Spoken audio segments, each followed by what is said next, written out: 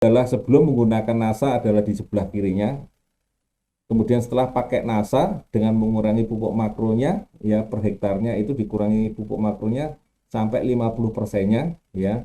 Pupuk kandangnya juga dikurangin, ya. Kemudian tenaga kerjanya berkurang dan yang kita lihat di sini tanahnya menjadi gembur, batangnya kuat, tidak roboh, ya. Taksasinya 650 kuintal per hektar, kadar kemanisannya meningkat, kemudian rendemennya juga naik, ya.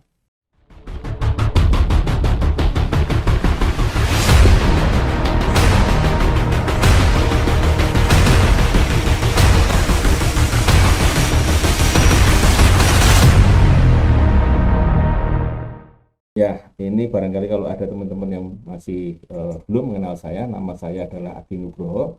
Ya, biasanya saya mengawal untuk produk-produk agro dan latar belakang saya adalah saya pernah di sebuah perkebunan, ya, baik HTI maupun di kelapa sawit, ya. Kemudian kita pernah di BUMN dan terakhir saya kurang lebih 15 tahun di PT Natura Nusantara ini. Nah, teman-teman, mitra-mitra, tanaman tebu ini rata-rata produktivitasnya adalah di lahan sawah sekitar 95 ton per hektar dan di lahan tegalan sekitar 75 ton per hektar dengan angka rendemennya 7,3 sampai 7,5. Pertanian tebu di Indonesia ada dua basis, ya. Yang pertama adalah tebu di lahan kering dan tebu di lahan basah. Dari segi produktivitasnya, lahan basah bisa menghasilkan 80 sampai 120 ton per hektarnya, sedangkan pada lahan kering 70 sampai 80 ton tebu per hektarnya, ya.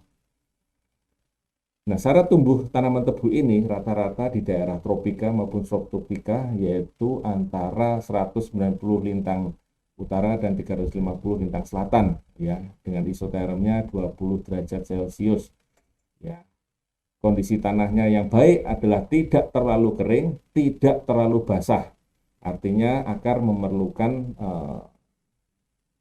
sensitif, ya, terhadap kekurangan udara dan pengairan drainase harus diperhatikan. Artinya dia tidak tahan terlalu lama tergenang, ya. Ini drainase perlu diperhatikan, ya. Akar butuh udara, butuh oksigen, ya. Karena ini tanaman tebu cukup sensitif terhadap air, ya. Kalau terlalu basah, tentu saja pertumbuhan dan perkembangan tebu kurang begitu baik. Ini sekali lagi saya sampaikan pentingnya pada budidaya tanaman tebu adalah drainase yang baik, yaitu sekitar 1 meter, agar memberikan peluang akar menyerap air dan unsur hara atau pupuk yang kita sebarkan, atau yang kita taburkan, atau yang kita kocokan pada lapisan yang lebih dalam sehingga pertumbuhan tanaman pada musim kemarau tidak terganggu, ya. Jadi drainase menjadi hal yang perlu dan penting. Kemudian tanaman tebu dapat tumbuh baik, ya, tumbuh dan berkembang dengan baik pada tanah-tanah seperti aluvial, grumusol, latosol, regusol dan sebagainya. Dan tentu saja ketinggiannya antara 0 sampai 1.400 meter di atas permukaan air laut. Nah, yang sesuai adalah di ketinggian 500 meter, ya, kurang lebih sekitar itu. Ya, walaupun bisa antara 0 sampai 1.000 sampai 400, tetapi yang paling sesuai, paling efektif dan efisien serta yang menghasilkan pertumbuhan dan perkembangan tanaman tebu yang baik dan optimal adalah di ketinggian kurang lebih sekitar 500 meter di atas permukaan air laut. Kemudian kita lihat dari sisi kemiringannya kurang lebih kita sekitar 10%, ya, pada tidak lebih dari 8%, ya, kemiringannya, walaupun bisa sampai ke 10%, ya, untuk areal yang dilokalisir. Nah, kondisi lahan yang terbaik untuk tebu biasanya berlereng panjang, rata dan melandai sampai 2%, ya, ini kurang lebih. Dan apabila tanahnya ringan bisa sampai kemiringannya 5%, ya. 2% pada tanah yang ringan, 5% pada tanah yang berat, ya, itu kemiringannya, kondisi yang terbaik untuk yang berlereng, panjang, rata, dan melandai. Nah, tanaman tebu, teman-teman semua pengen mendapatkan curah hujan rata-rata 2000 mm per tahun, ya. Curah hujan rata-ratanya 2000 mili per tahun. Itu yang diharapkan tanaman tebu. Sementara untuk yang di dataran tinggi kurang lebih sekitar 1.500 sampai 3.500 mili per tahun, hampir mirip seperti tanaman kelapa sawit, ya mirip ya. Suhu yang cocok adalah sekitar 21-32 derajat. pH-nya rata-rata yang diinginkan oleh tanaman tebu antara sekitar 5 sampai 6.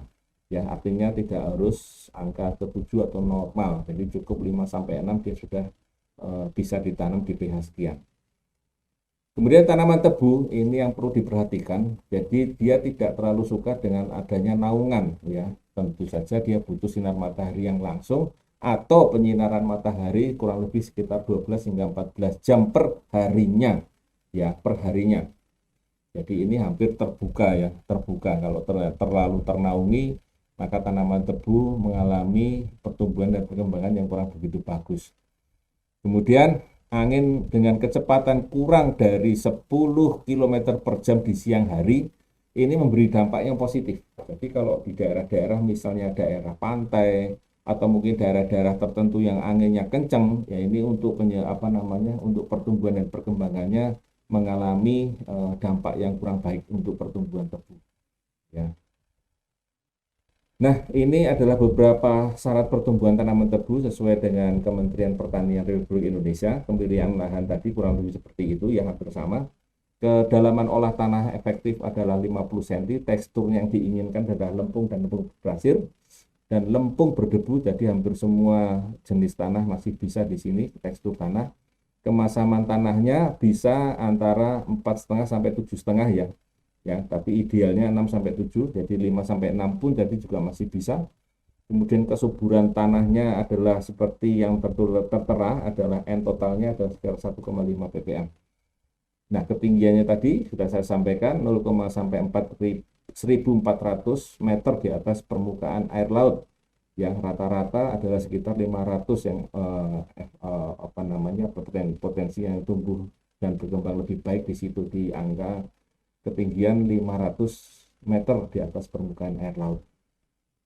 Kemudian curah hujan yang ideal adalah 2.000 mm per bulan atau tadi saya sampaikan adalah 2.000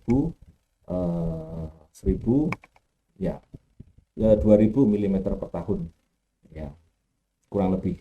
Kemudian intensitas penyinarannya ya ini membutuhkan sekitar 12 jam per harinya. Artinya kalau ini penyinarannya rendah, maka fotosintesnya terhambat, jumlah tunasnya sedikit, otomatis pembentukan gulanya menjadi rendah. Suhunya ideal adalah 24 sampai 30 dan perbedaan suhu siang dan malamnya tidak terlalu jauh atau sekitar di bawah 10 derajat. Ya. Kemudian kelembapan udara yang diinginkan, ya, yang tidak membentuk kabut. Jadi kalau tertinggi terbentuk kabut menghalangi sinar matahari, ini menghambat fotosintesa, ini menghambat pertumbuhan tanaman tebu. Sahabat-sahabat, teman-teman semua, mitra-mitra semua, ini adalah tanaman tebu yaitu Saccharum officinarum, genusnya adalah Saccharum dan seterusnya sampai divisi Spermatophyta. Ini buat teman-teman yang memahami atau mungkin mengenal secara biologinya adalah seperti ini.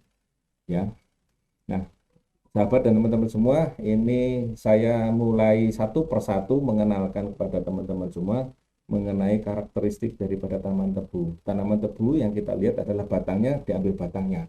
Nah, batang ini berdiri lurus dan berruas-ruas yang dibatasi dengan buku-buku. Ya, artinya tanaman ini memiliki ruas dan yang dibatasi oleh buku. Ya, kemudian diameter batangnya rata-rata 3 sampai 5 cm, ya, dengan ketinggian batangnya antara 2 sampai 5 meter dan tidak bercabang, ya. Sekali lagi tidak bercabang. Jadi tanaman ini cuma lurus, berdiri lurus, ada ruasnya dibatasi dengan buku. Kira-kira adalah seperti ini, adalah batangnya, ada ruasnya, ada bukunya dan memanjang tanpa cabang. Ya. Kemudian akarnya, ini akar adalah termasuk akar serabut yang tidak terlalu panjang, yang tumbuh dari cincin tunas anakan, ya, cincin tunas anakan. Jadi setiap ada cincin tunas anakan maka berpeluang memiliki akar. Ya, pada fase ini pertumbuhan batang terbentuk pula akar bagian yang atas dan pemberian tanah sebagai tempat tumbuhnya. Jadi begitu nanti cincin tunas anakan ini mengenai tanah, maka terbentuk akar di bagian itu dan nanti akan menempel pada tanah dan akan tumbuh tanaman tebu. Nah, kemudian kita lihat pada daunnya, yaitu daunnya membentuk busur panah seperti pita, ya, berselang-seling kanan kiri, berpelepah seperti jagung dan tidak bertangkai. Tulangnya sejajar, di tengahnya berlekuk, ya, dan tepinya kadang-kadang bergelombang serta ada bulu yang keras. Jadi kadang-kadang kenapa kita gatel, karena ada bulu-bulu yang agak keras di tepi-tepi daunnya, ya. Kemudian bunga tebu itu berupa malai yang panjangnya kurang lebih sekitar 50 sampai 80 cm. Ya, bunga ini memang tentu saja tidak kita harapkan karena begitu kita keluar bunga, maka rendemennya bisa turun, kemudian pertumbuhannya mulai berbalik. Jadi proses fotosintesa tadi seharusnya dia menghasilkan gula, ternyata gulanya nanti akan dipakai untuk pembentukan bunga. Jadi rendemennya turun, kadar guranya juga tentu saja turun, ya. Yang ini tentu saja tidak diharapkan, ya, bunga ini, ya. Terdapat pula benang sari putih dan dengan 2 kepala putih serta bakal biji, ya. Ini adalah bunga daripada tanaman tebu. Kemudian buah tebu, ya, buah tebu itu ada seperti padi memiliki biji yang ada lembaganya, ya. Jadi biji tebu itu bisa ditanam untuk mendapatkan jenis baru yang biasanya untuk mendapatkan persilangan yang lebih unggul. Jadi penanaman tebu yang ingin mendapatkan persilangan tentu saja kita mengambil dari buah tebu, ya, seperti bijinya kecil-kecil, ya, tapi jarang kita lihat sampai berbunga, sampai berbuah, karena rata-rata petani-petani tebu hanya kepingin mendapatkan adalah batang tebunya yang nanti akan diolah di pabrik gula untuk diambil gulanya. Nah, ini adalah beberapa kesesuaian varietas, ya, beberapa kesesuaian varietas yang bisa berdasarkan tipologi atau wilayahnya. Ada PS881, PS8863, PSCO 903, yaitu tingkat kemasakan varietas untuk di awal. Kemudian ada yang di awal tengah, ada yang lambat. Jadi ini ada beberapa kesesuaian varietasnya yang berdasarkan kemasakan, tipe kemasakannya, karena ada yang awal tengah, ada yang lambat. Jadi bervariasi, ya. Variasi yang lain ada kemasakan tadi yang masa awal ini biasanya kurang lebih 8 sampai 10 bulan. Sedangkan varietas yang sedang atau masa yang tengah itu sekitar 10 sampai 12 bulan atau setahun, ya, kurang lebih. Sementara yang varietas dalam atau yang masaknya lambat mencapai kurang lebih sekitar 12 bulan ke atas. Artinya di atas 1 tahun, ya, untuk beberapa varietas yang ada di tipologi wilayah tadi, ya. Kemudian yang varietas-varietas unggul, ya, yang untuk produksi di lahan sawah ataupun yang di lahan tegalan itu ada SK Menteri, ya, yang bisa kita lihat di sini, yang bisa kita lihat kayak Bidang Kencana PS864, PS865, ya, dari sifat kemasakannya dan dari rendemen ataupun kuintal per hektarnya, ya, itu bisa dilihat di tabel ini. Jadi Anda memilih yang mana, silakan untuk diperhatikan sifat-sifatnya, ya, karena ini ada sifat yang masak, awal tengah sampai lambat, kemudian rata-rata tengah sampai lambat, jarang yang awal, ya. Ini ada PSBM 901 tapi ini juga agak jarang, yaitu di awal sampai tengah, ya. Tapi rata-rata yang banyak dipakai adalah ada beberapa yang lain, ya, Bidang Kencana dan sebagainya. Dan ada jenis-jenis yang baru yang barangkali belum saya update, ya, barangkali di situ ada, mungkin kita bisa berbagi informasi buat teman-teman kita. Kita semua bisa share kepada kita untuk kita bagikan juga kepada teman-teman yang lain. Nah, pada saat penanaman tentu saja kita memerlukan bibit tebu. Nah, standar bibit tebu yang kita butuhkan adalah memiliki daya kecambah di atas 90%, segar, tidak berkerut, dan tidak kering. Panjang ruasnya kurang lebih sekitar 15-20 cm dan tidak ada gejala hambatan pertumbuhan.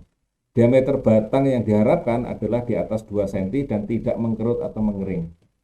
Kemudian kita juga mengharapkan bibit yang baik adalah mata tunas yang masih dorman, segar, dan tidak rusak.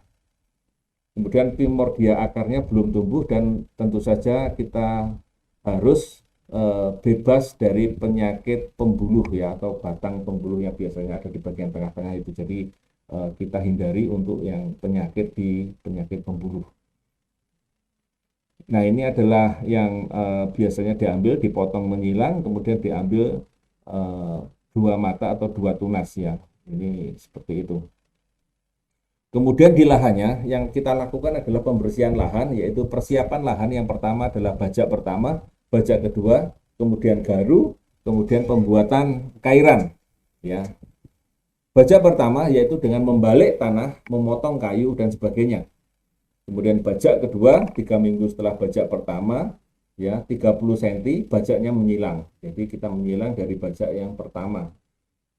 Kemudian setelah bajak pertama, bajak kedua, kita garu, yaitu dengan meratakan bongkahan tanah dan meratakan tanahnya. Ya.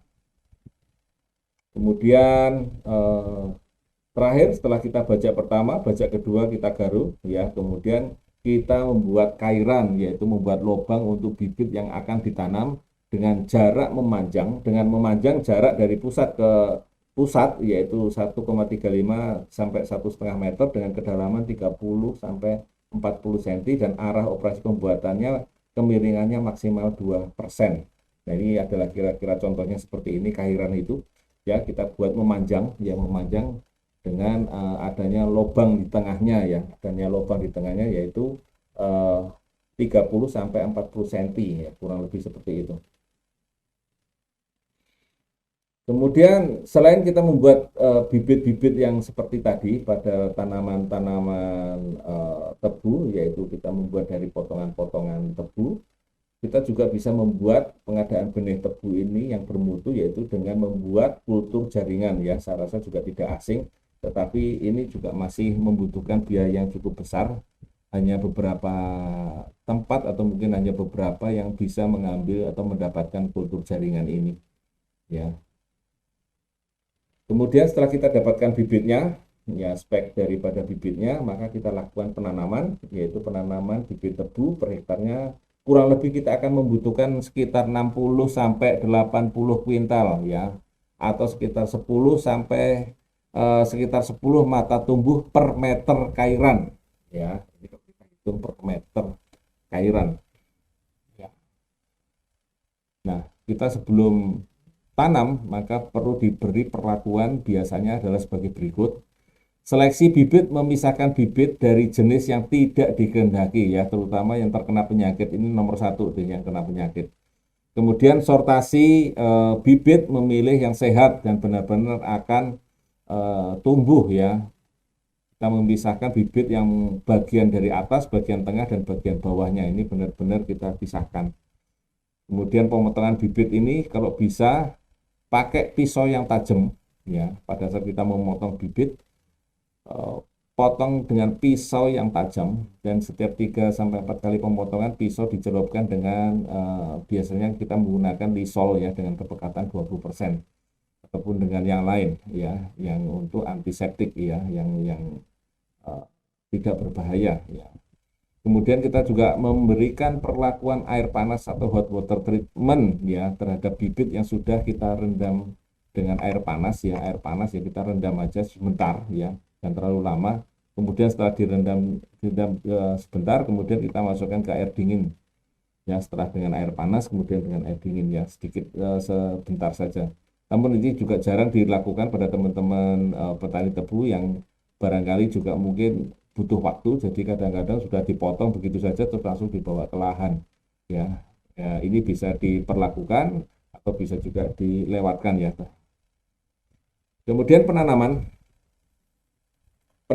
tadi setelah kita melakukan pemotongan untuk bibit-bibit tadi, kita pilah-pilah, nah kemudian kita lakukan penanaman, yaitu dengan cara overlapping, double row atau end to end atau nguntu walang, bahasa Jawanya adalah nguntu walang, yaitu dengan posisi mata di samping.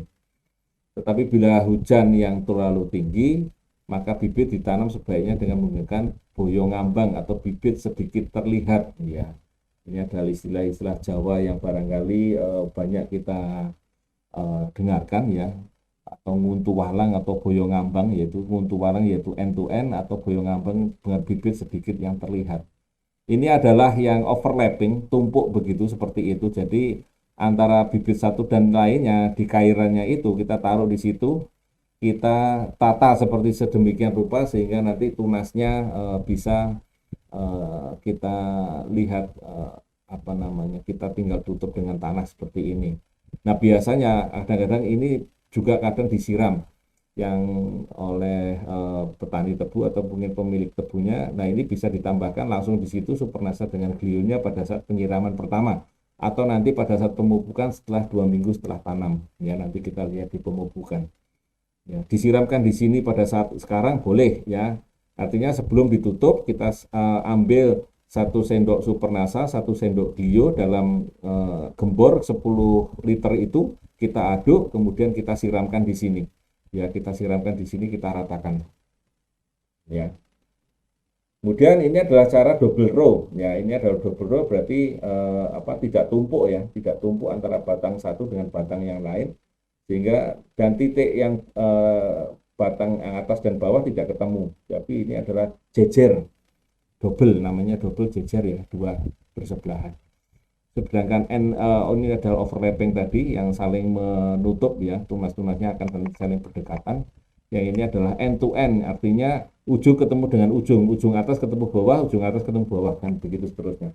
Memanjang kayak membuat tarikan suatu tali seperti itu. Nah, pada saat yang seperti ini bisa kita lakukan penyiraman dengan menggunakan Supernasa dan Glio tadi ya, dengan Glio.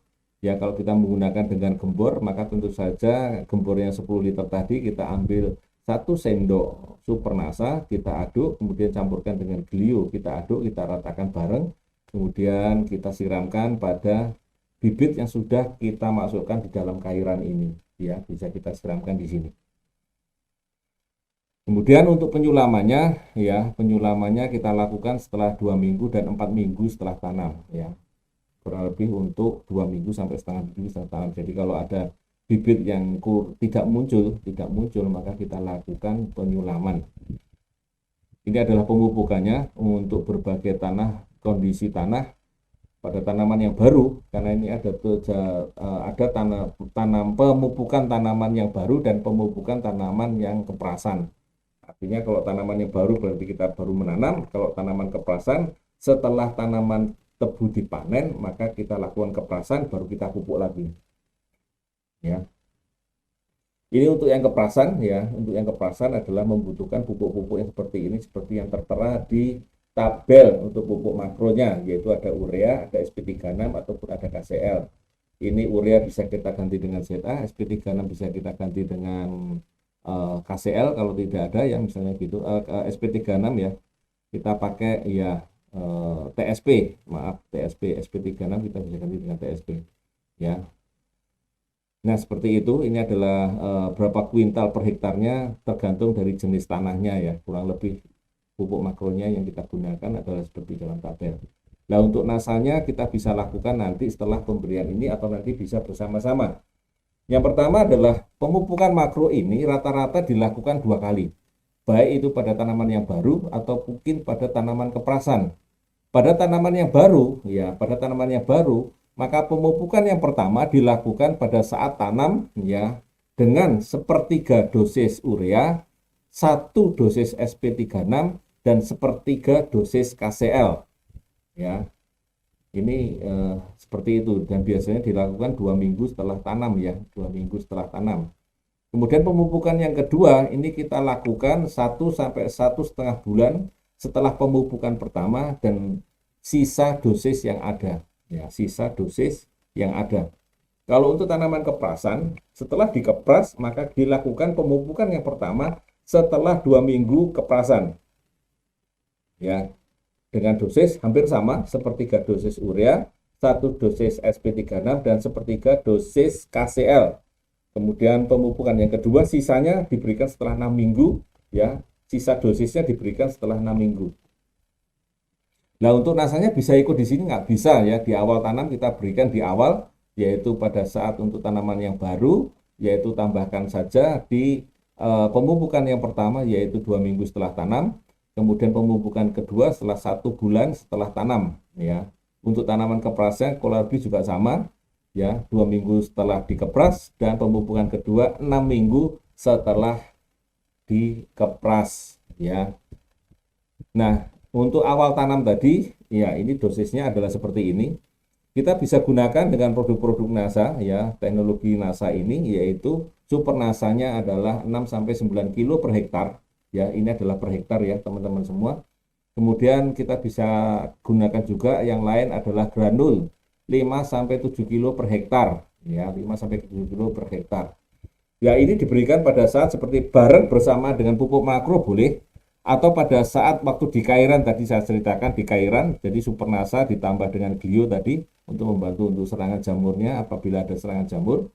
Super NASA ditambah glio di awal tanam, pada waktu bibit ditanam dimasukkan di dalam cairan sebelum ditutup kita berikan super NASA plus glio, atau di awal tanam yaitu 2 minggu setelah tanam ya, baik itu tanaman baru ataupun tanaman keprasan, diberikan super NASA ya, boleh dicampur dengan glio ditambah super NASA ditambah glio, atau granul ditambah dengan glio ya 2 minggu setelah tanam.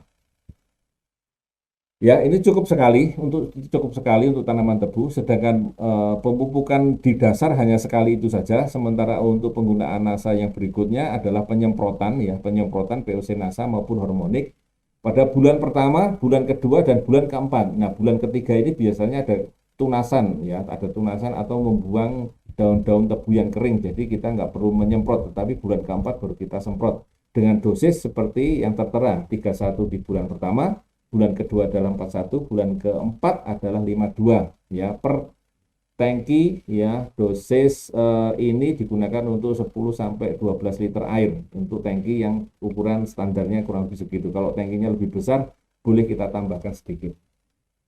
Nah, kemudian untuk menggunakan dengan BSA ya, BSA kita bisa gunakan 2 sampai 3 kotak, sama bulan kedua kita pakai sekitar 2 sampai 3 kotak, bulan keempatnya kita pakai 2 sampai 3 kotak ya. Cara memakainya sesuai dengan standar seperti BSA pada umumnya, atau mungkin bisa dilihat pada petunjuk yang ada di labelnya. Ya, ini adalah produk-produk yang NASA, teknologi NASA yang kita gunakan di awal tanam ya, yaitu 2 minggu setelah tanam, atau pada saat cairan, yaitu pada saat tebu batang tebu dimasukkan, bibit tebu dimasukkan di dalam tanah sebelum ditutup, kita siram atau kita gembor dengan super NASA plus glio atau granul plus glio ya. Seperti itu ya teman-teman semua, mitra-mitra semua. Nah, ini adalah siklus daripada tanaman tebu mulai dari 0 hari sampai dekat kemasakan, yaitu antara 3 sampai 35 hari ini adalah fase vegetatifnya. Kemudian kita masuk di fase pertunasan, itu kurang lebih sampai 1 bulan lebih ya, sampai 3,5 bulan ini adalah tunas, yaitu perpanjangan tunasnya. Jadi makin panjang tunasnya. Kemudian ini nanti akan memanjangkan batangnya ya, batangnya. Kemudian di atas 9 bulan itu rata-rata sudah mengisi untuk tebunya atau mengisi kemanisannya. Tunasnya diperpanjang, ya batangnya diperpanjang. Nah, ini butuhnya juga berbeda-beda, makanya penyemprotannya tadi diupayakan untuk optimal ya di bulan pertama, kedua, dan ketiga. Keempat, maaf. 1, 2, dan 4. Ya. Kemudian teman-teman semua, mitra-mitra semua, masuk kepada hama dan penyakit pada tanaman tebu ya. Ini adalah penggerek batang yang biasanya juga banyak menyerang di Indonesia ya. Artinya tanaman tebu di Indonesia lebih banyak hama penggerek tebu ini. Jadi perlu kita lakukan penyemprotan ya, tentu saja dengan menggunakan BVR. Kita jangan menunggu hama ini menyerang ya, hama ini menyerang, maka kita bisa semprotkan BVR ini ya pada bulan-bulan pertama bersamaan dengan VOC NASA sama hormonik tadi boleh. Jadi dicampurkan pada bulan pertama, kita semprotkan merata dari daun dan batangnya, semuanya dari atas sampai bawah ya. Kita semprotkan untuk menjaga, mengurangi serangan penggerek batang dan hama yang lain ya. Kutu-kutuan ini juga cukup mengganggu. Ya, ini adalah penggerek pucuk, ya namanya juga penggerek pucuk. Dia akan menyerang pada bagian pucuknya, akan masuk ke bagian pucuknya Kalau dia sudah berbentuk ulat seperti ini masuk ke dalam bagian tanaman tebu, maka akan kesulitan kita menyemprotnya karena sekelilingnya sudah tanaman keras dan sulit untuk disemprot pestisida apapun. Ya, makanya semprotkan mulai dari sejak awal, ya dari sejak awal untuk mencegah serangan-serangan penggerek pucuk ataupun serangan-serangan hama yang lainnya. Semprotkan BVR ini setiap dari awal bulan tadi, POC Nasa sama hormon plus BVR untuk pencegahannya. Ya rata-rata kita bisa menghabiskan kurang lebih sekitar 10-12 kotak BVR per kali semprotan per hektar. Ya, per kali semprotan per hektar. 10-12 kotak BVR. Ya, ini adalah telur penggerek tadi yang sangat mengganggu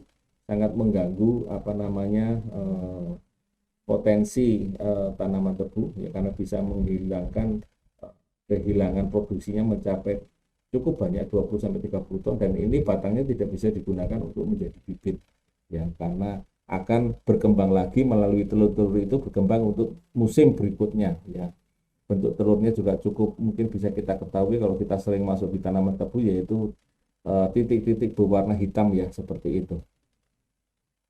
Nah, seperti ini kalau kita sudah mulai serangannya cukup cukup banyak, cukup ganas, ya.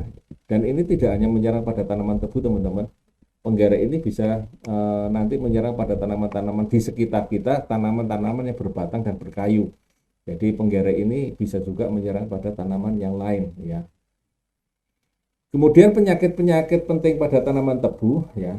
Kalau tadi adalah tentang hamanya, sekarang tentang penyakitnya, yaitu tentang penyakitnya. Ada garis kuning, ada pokabung, noda kuning, noda cincin, belendok, ya. Kemudian luka api dan sebagainya.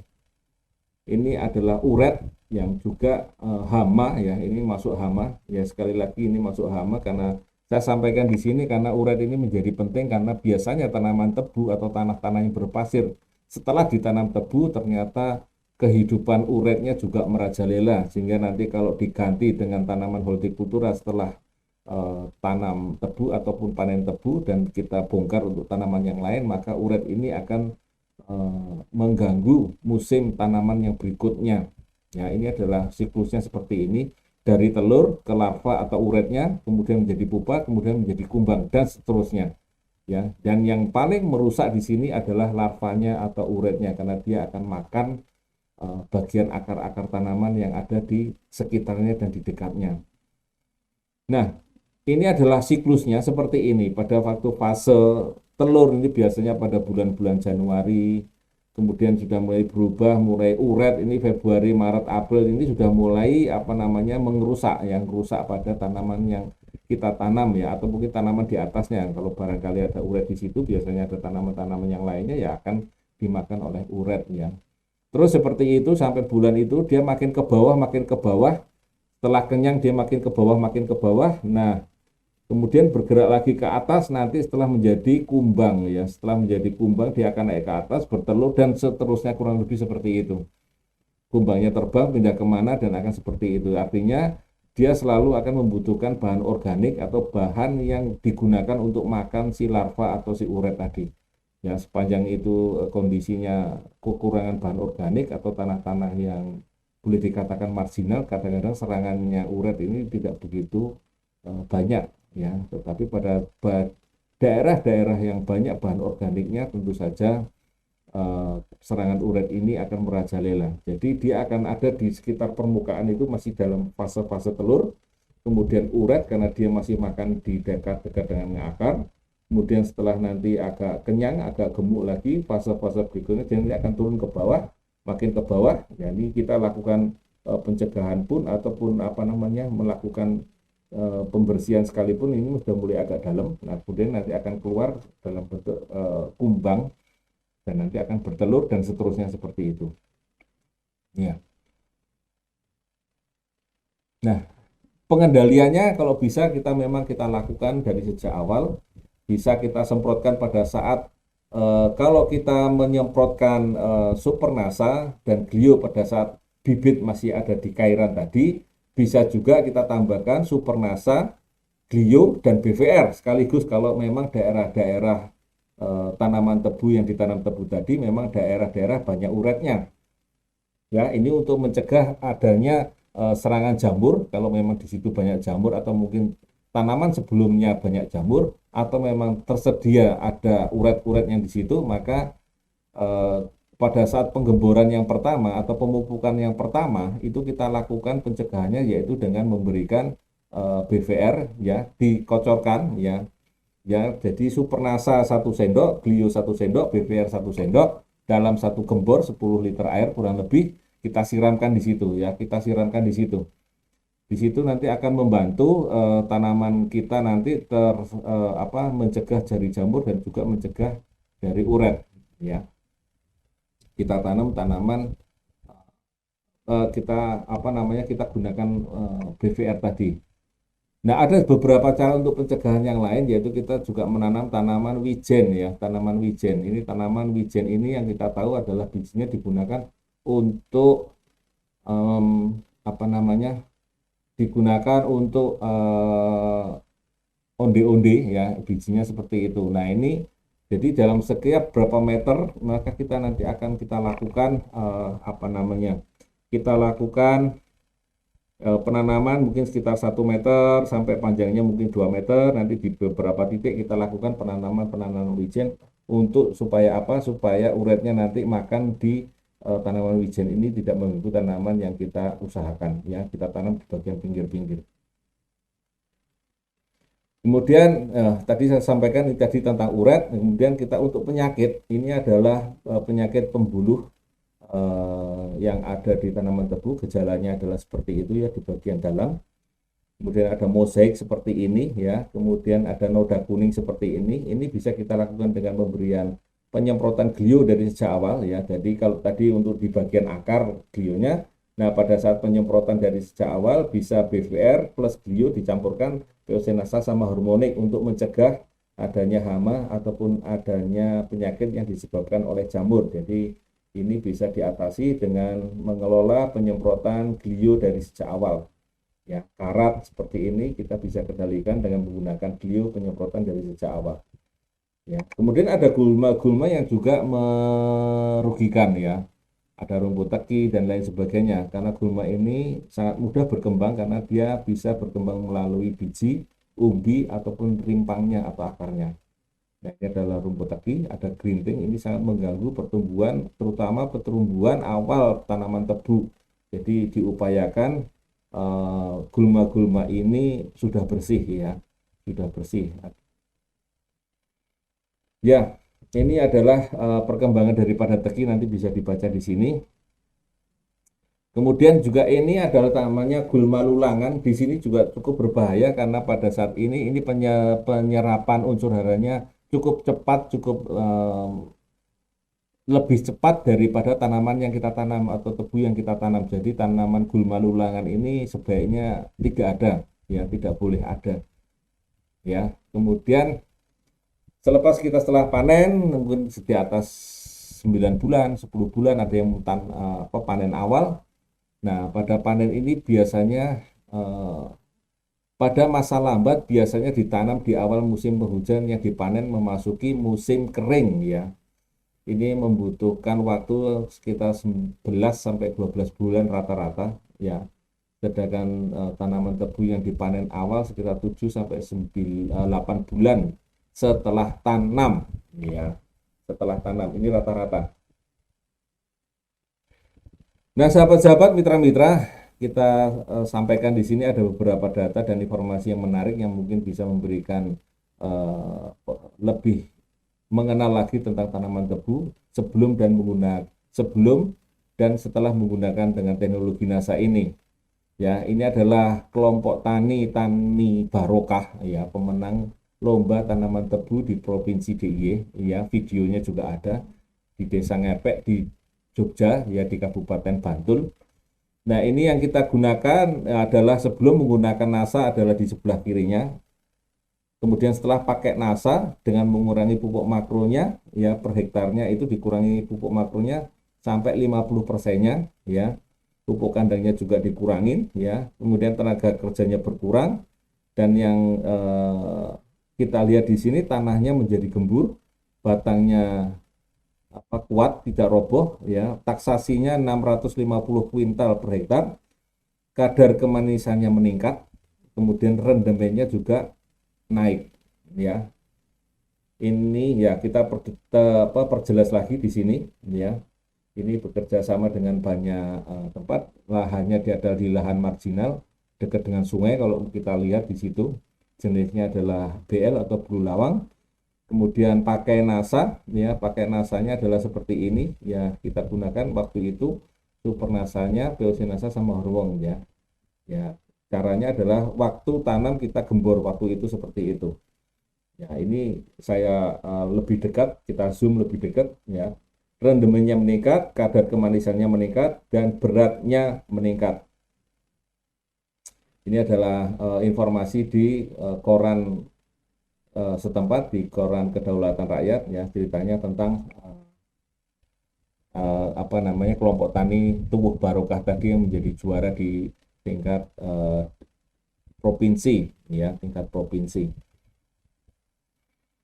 Kemudian analisa ekonomi ya per hektarnya ya, ini yang dilakukan di daerah Blitar yang tidak memakai produk NASA dan memakai produk NASA pada waktu itu ya. Ya, pada waktu itu dilakukan luasannya kurang lebih 5 hektar. Ya, saya zoom aja di sini.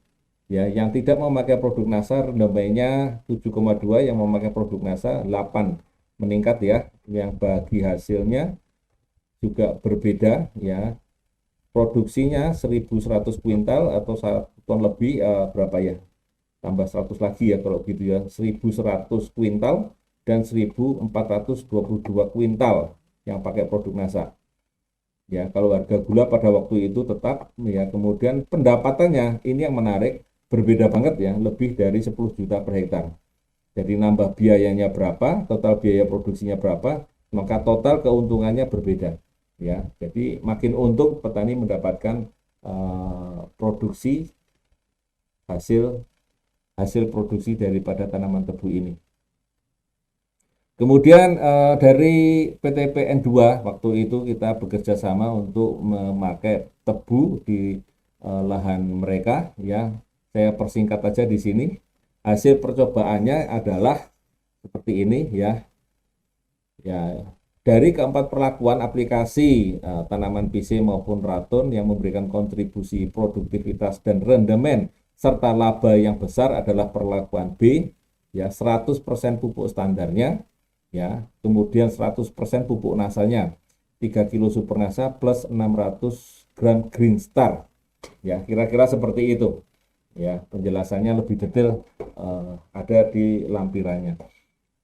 Kemudian tanaman-tanaman yang lain juga ada yang di daerah Jawa Timur, yaitu ada di Pasuruan ya, ceritanya kurang lebih sama. Pemakaian nasanya memberikan manfaat yang luar biasa ya. Ya, rata-rata ruasnya lebih panjang ya, produksinya juga meningkat. Ya, maka sesuai dengan yang saya sampaikan dari awal ya, bahwa ternyata pemakaian produk NASA ini memberikan banyak kelebihan bagi petani-petani tebu ya, padi tebu yang menggunakan dengan teknologi NASA ini. Yang pertama adalah jumlah tanamannya atau anakannya bertambah. Kemudian ruas tebunya menjadi memanjang dan rata-rata pertumbuhannya merata ya. Ini bisa dilihat pada video-video kita yang dikeluarkan oleh PT Natural Nusantara, tumbuhnya merata. Artinya tidak bergelombang. Kalau kita lihat dari atas itu rata-rata semuanya rata ya, merata ya, bukan naik turun tanamannya tetapi rata-rata umumnya merata. Yang kedua adalah yang berikutnya adalah rembenyannya juga rata-rata naik.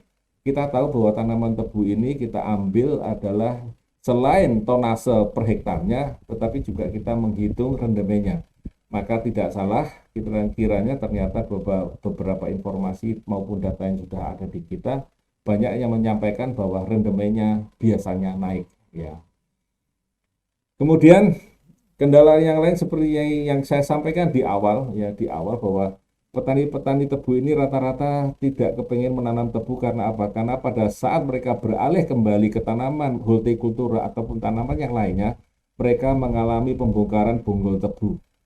Nah, dengan teknologi NASA ini, baik tanaman yang baru sekali dipanen ataupun nanti dikepras sampai 2 kali panen, Maka pemberian produk NASA ini, teknologi NASA ini memberikan tanahnya kembali menjadi gembur ya. Tanahnya menjadi gembur, apalagi nanti dilakukan dengan cara yang rutin, maka tanahnya pelan-pelan akan menjadi gembur dan nanti pembongkaran akarnya, bonggol tebunya menjadi mudah. Menjadi mudah. Kenapa? Karena tanahnya gembur dan akarnya berkembang dengan baik. Kalau akarnya berkembang dengan baik, dia tidak akan menjadi bonggol yang keras yang ada di bawah dikeras. Itu kelebihan teknologi NASA pada tanaman tebu ya. Tanaman anakannya menjadi banyak, tonasenya bertambah ya, kemudian rendamannya naik dan hal-hal yang tidak disukai petani pada tanaman kebu ya itu rata-rata adalah membongkar bonggol tebunya. Nah, alhamdulillah dari berbagai kesaksian yang ada ya selama ini saya mendengarkan atau mungkin barangkali melihat sendiri pembongkaran bonggol tebu itu menjadi lebih mudah karena tanahnya kembali pelan-pelan menjadi gembur lagi. Nah, kita lihat pada negara lain, kepada negara lain, ya cara menanamnya kurang lebih juga sama, cuman ada jenis yang berbeda. Nah, seperti ini. Ini ruasnya hanya satu, dibuat seperti melingkar kayak sumur begini ya, seperti kayak melingkar sumur begini. Ini ada di daerah India dan ada di daerah sedikit Bangladesh ya, ya hampir sama kurang lebih seperti itu.